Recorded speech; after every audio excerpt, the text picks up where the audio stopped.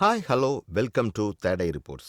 இப்போ நம்ம பார்க்க போகிறது சீன் டர்கின் இயக்கத்தில் வெளிவந்திருக்கிற தி அயன் கிளா படத்தினுடைய திரை விமர்சனத்தை பற்றி தான் பார்க்க போகிறோம். இந்த திரைப்படம் வான் ஏரி சகோதரர்களினுடைய உண்மை கதை மற்றும் அவர்களது மல்யுத்த வாழ்க்கையை பற்றி சித்தரிக்கக்கூடிய திரைப்படமாக எடுக்கப்பட்டுள்ளது. ஜாக் எஃப்ரான் தலைமையில் தி அயன் கிளா ஆண்மை மற்றும் சகோதரத்துவத்தின் எதிர்பார்ப்புகளை அழகாக பிரதிபலிக்கிறது இந்த திரைப்படம்.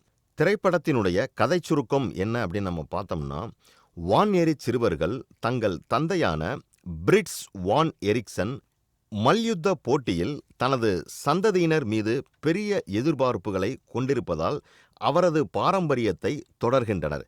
இருப்பினும் வான் ஏரி சகோதரர்கள் உடல் ரீதியான தேவையான மற்றும் வெற்றிக்கான தொடர்ச்சியான மன அழுத்தம் ஆகியவை அதிகமாகி விடுகின்றன.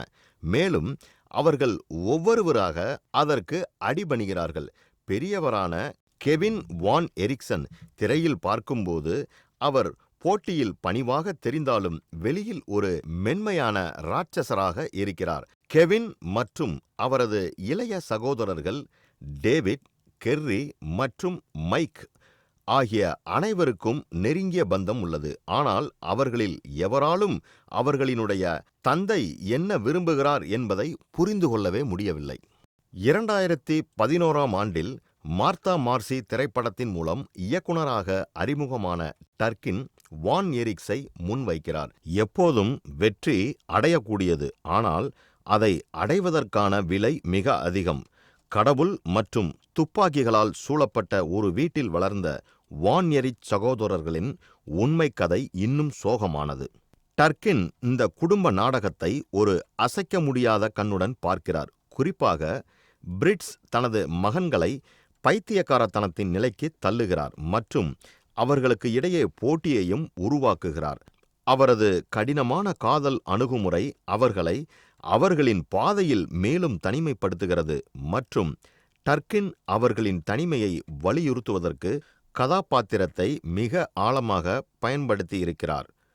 திரைப்படத்தினுடைய கதை மிக சிறப்பாக அமைந்துள்ளது மற்றும் நடிகர்கள் எஃப்ரான், ஒயிட் மற்றும் டெக்கிசன் ஆகியோரின் கதாபாத்திரங்களில் நிறைய உடல் உழைப்பு உள்ளது. எஃப்ரானினுடைய தனித்துவமான நடிப்பு மிகவும் சிறப்பாக அமைந்துள்ளது.